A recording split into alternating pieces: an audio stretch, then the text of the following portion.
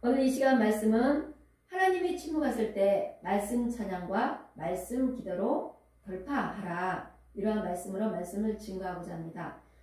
우리를 연단하실 때 하나님께서 오랫동안 침묵하실 때 과연 우리는 어떻게 해야 되는지 우리가 취해야 될 그 한 가지의 방법에 대해서 말씀을 전하려고 합니다. 요즘 저는 기적을 많이 체험하고 있습니다. 요즘 요 근래에 말씀 찬양과 말씀 기도를 하면서 일주일 만에 4가지의 기적을 체험했습니다. 삶의 형통한 길이 열리는 그런 역사가 일어난 거죠. 요즘 기적을 체험하고 싶습니까? 말로 다 표현할 수 없지만 말씀 찬양과 말씀 기도를 했을 때 하나님께서 얼마나 놀라운 일을 행하시는지 해본 사람만 알 수 있는 그런 방법이죠. 네, 형통이라는 것은 대부분 잘 먹고 잘 살고 돈이 많고 잘 풀리고 가정이 잘 되고 자녀가 잘 되고 사업이 잘 되고 돈이 많고 대부분 그렇게 생각합니다. 세상 사람들은 그것을 형통이라고 표현합니다. 하지만 하나님 안에서의 형통은 하나님의 방법대로 사라지는 것이 곧 형통이라고 이렇게 표현합니다. 이스라엘 백성들이 홍해 바다를 건너고 광야에서 부르짖으면서 기도할 때마다 하나님께서 기적을 베푸십니다. 하지만 요단강을 건넌 이후에는 하나님께서 뭘 원하시냐면 오직 순종과 믿음을 요구하십니다. 예. 그래서 우리가 신앙생활을 할 때 하나님을 많이 알고 성경 말씀을 많이 알고 헌금을 많이 하고 또 전도를 많이 하고 봉사를 많이 하고 교회에 충성하는 것도 좋지만 가장 중요한 것은 눈에 보이진 않는 그 하나님을 진짜 믿는 거예요. 천지를 창조하시고 나와 함께 하시고 어제와 오늘이나 동일하신 변함없이 나를 지키시고 함께 하시는 그 하나님을 내 삶 속에서 진짜 믿는 거예요. 언제나 변함없는 그 하나님, 그 신실한 하나님을 우리는 믿고 사십니까? 우리 인간은 워낙에 연약한 인간이기 때문에 때로는 내 삶에 풀리지 않고 내 기도에 응답이 없을 때 혹시 하나님이 나를 떠나셨을까? 하나님은 안 계신 분이실까? 하고 의심할 때가 너무나 많습니다. 신앙생활이 어릴 때는 3시간, 4시간 많은 기도를 합니다. 대부분 기도 내용을 들어보면 대부분 내가 원하는 기도, 내가 이루고자 하는 기도, 이렇게 했었으면 좋겠다. 그런 요구사항들을 많이 하나님께 내놓습니다. 그때 하나님께서는 거의 침묵하고 계십니다. 왜 침묵하고 있을까요? 어린아이가 기도할 때는 엄마가 그냥 들어주듯이 우리 하나님도 마찬가지예요. 이제는 우리가 믿음이 장성하고 하나님 앞에 오직 순종으로 나아가서 형통한 길이 열리려면 우리가 내가 요구하고 내가 추구하는 내 응답을 받는 그런 기도가 아니라 하나님 안에 깊이 들어가는 거예요. 하나님 말씀 안에 들어가는 거예요. 하나님 영광 안에 들어가는 거예요.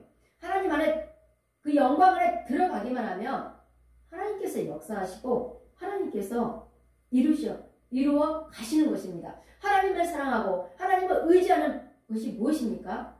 다윗이 그 광야 연단 기간에도 말씀 찬양, 말씀 기도를 하면서 하나님을 의지하였습니다. 그 의지하니까 많은 대적들이 쫓아와도 두렵지 않고 내가 누구를 두려워하리요? 이렇게 다윗은 표현했습니다. 우리는 이제는 그 곡조 없는 말씀 찬양과 말씀 기도로 우리를 힘들게 하고 어렵게 하고 앞길을 못 가게 하는 그 어두운 권세들을 향하여서 우리가 선포를 하면서 돌파해 나아가야 합니다. 날마다 어렵다고 힘들면서 내 기도 응답해 달라고 울면서 금식하면서 기도만 하고 있을 것입니까? 이제는 돌파해야 됩니다. 말씀으로 기도하고 말씀으로 찬양하면서 여러분의 손이 그 소리를 냈을 때 무너지듯이 우리가 이 소리를 내서 성경 읽을 때 얼마나 큰 역사가 위력이 일어나는지 우리가 직접 체험할 수 있는 저와 여러분들이 되길 원합니다. 그 유명한 통일 왕국을 이루고 하나님 나라를 세웠던 그 다윗의 그 시편을 읽으면서 우리가 마음의 문을 여는 거예요. 우리가 목사님이 예배 시간에 설교할 때 먼저 뭘 하죠? 먼저 찬양을 합니다. 네, 찬양을 하면서 마음의 문을 열고 하늘 문을 열고 그 다음에 목사님의 말씀을 선포합니다. 그러듯이 우리도 이 시편을 읽으면서 하나님과의 관계 회복을 하고 하나님과 앞에 우리가 마음을 문을 여는 것입니다. 그것이 곧 하늘 문을 여는 것이고 하나님과 관계의 회복 형성이 되는 일입니다.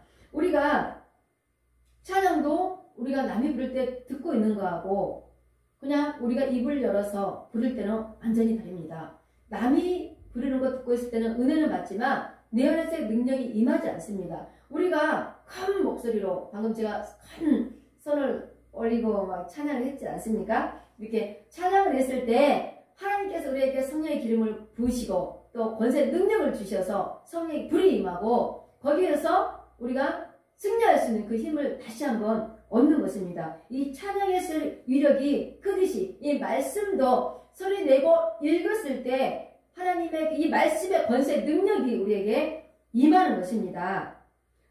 출애굽 1세대의 지도자 모세죠. 모세는 이스라엘 백성들에게 쉐마 곧 이렇게 들으라 듣는 것을 많이 강조했습니다. 신명기 6장 3절을 보면은 이스라엘아 들으라 하면서 들으라는 것을 자꾸 강조하면서 너희들이 하나님 말씀을 듣고 지켜 행하면 너희들이 형통한 길이 열린다. 이런 식으로 말씀을 표현했습니다.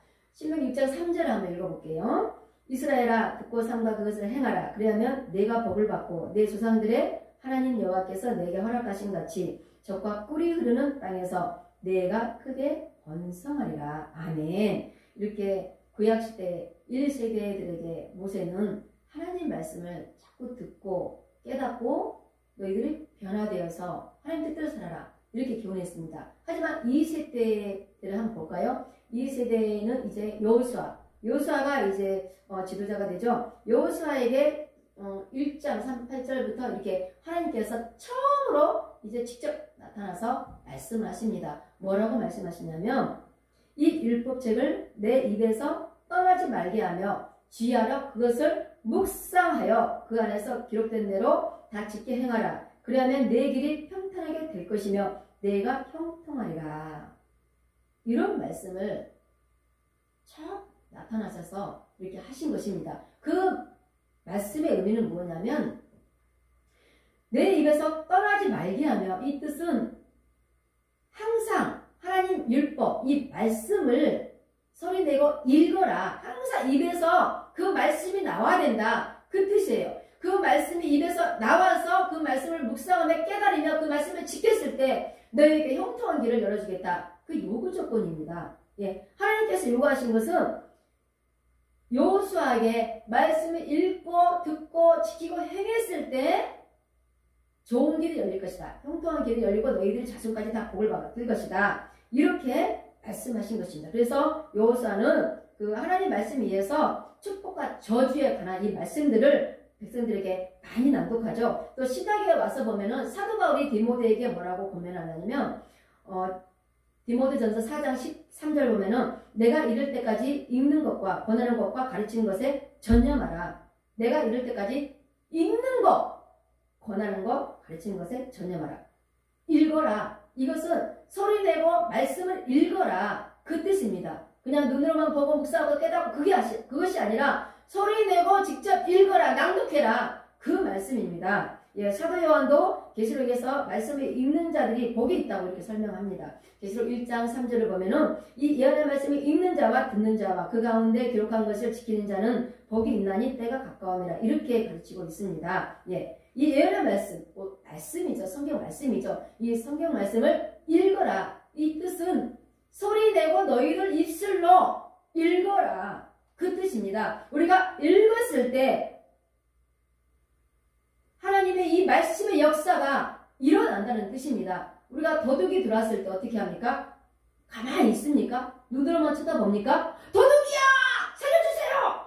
그래야 옆에서 알고 쳐들어오고 옆방에서도 쳐들어오고 옆집에서 쳐들어오고 길가에 지나가는 사람도 그 소리 듣지 않겠습니까? 무슨 일이 생겼을 때 도둑이야! 그리고 아이들도 배고프면 엄마 배고파! 막 이 장난감 갖고 싶어. 뭐 그런 식으로 내가 요구할 때 이렇게 소리 지르지 않습니까? 우리는 이제 믿음이 장성한 자들입니다. 이제 기도하면서 금식하면서 하나님 뭐 돈 주세요. 먹을 것 주세요. 뭐 하면서 자기 요구 조건을 필요에 의해서 기도하는 것이 아니라 하나님 말씀 안에 하나님 영광 안에 하나님의 깊고 놀라운 그 사랑 안에 깊이 들어가기만 하면 하나님께서 놀라운 일들을 우리를 통해서 하시고 하나님의 영광을 우리 삶 속에 나타내 주셔서 우리가 하나님을 직접 체험하며 직접 하나님을 전파하시는 자로 우리를 세우실 줄 믿습니다. 그럼 우리가 성경을 어떻게 읽어야 되고 성경을 어디를 읽어야 되고 성경을 어떤 방법을 읽어야 되는지 잠깐 또 말씀을 전하고자 합니다.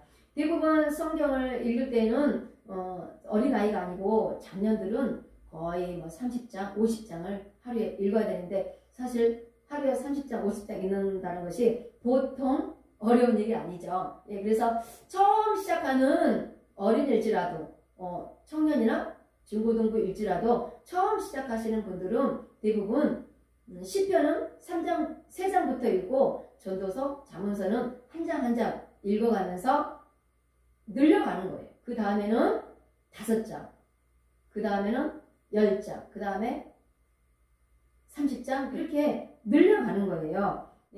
시편을 10장 읽었다. 그러면은 잠언서, 전도서는 3장씩 읽는 거예요.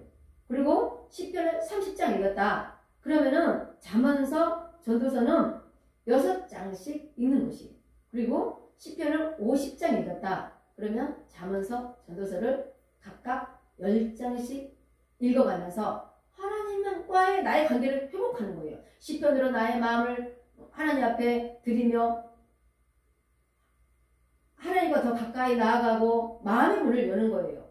잠언서, 전도서를 읽으며 하나님의 계명, 율례, 법들을 지켜가고 인생을 어떻게 살아가야 되는지 다시 한번 깨닫고 또 구약 말씀을 통해서 나의 죄를 또 깨닫게 되고 온전한 회개를 이루고 또 신약에 대해서는 하나님 우리를 통해서 죽으신 십자가에 피 흘려 죽으신 그 예수 그리스도의 참사랑을 다시 한번 깨닫게 되죠. 이래서 우리는 마음의 문을 열드는 시편을 읽고 그 다음에 하나님의 율법, 규례, 계명에 대해서 또 인생을 어떻게 살아야 되는지 알 때에는 잠언서와 전도서를 읽어가는 것입니다. 우리가 이렇게 시편, 잠언, 전도서를 빼지 않고 날마다 읽었을 때, 소리내고 읽었을 때 문제가 해결되고 성령의 능력이 나타나고 우리 마음속에 성령의 불이 임하고 죽어있던, 잠자고 있던 이 영이 살아나는 역사가 있다는 것입니다. 오늘 당장 실천해 보십시오. 오늘 당장 성경 10장씩 읽어보십시오. 시편 10장, 잠언서 3장, 3장, 전도서 3장 이렇게 읽으면서 시작을 한번 해보십시오. 처음에는 읽어도 무슨 뜻인지 모릅니다. 도대체 이게 무슨 내용이지 무슨 뜻인지 잘 몰라도 무조건 소리내서 읽기만 하면 성령께서 역사하십니다. 어떤 놀라운 하나님의 일하심이 분명 있을 것이라고 저는 장담합니다. 사랑하는 성도 여러분들, 하나님 말씀은 살아있습니다. 살아있어서 운동력이 있어서 혼과 영과 관절과 골수를 다 쪼개게 하며 우리의 삶을 다 정리정돈을 하며 우리가 앞길을 가지 못하고 우리가 어떻게 결정하지 못한 그 모든 일들도 하나님께서 정리정돈하며 앞길을 갈 수 있도록 통통한 길로 인도할 수 있는 그런 첩경이 바로 성경을 소리내며 읽는 것입니다. 오늘도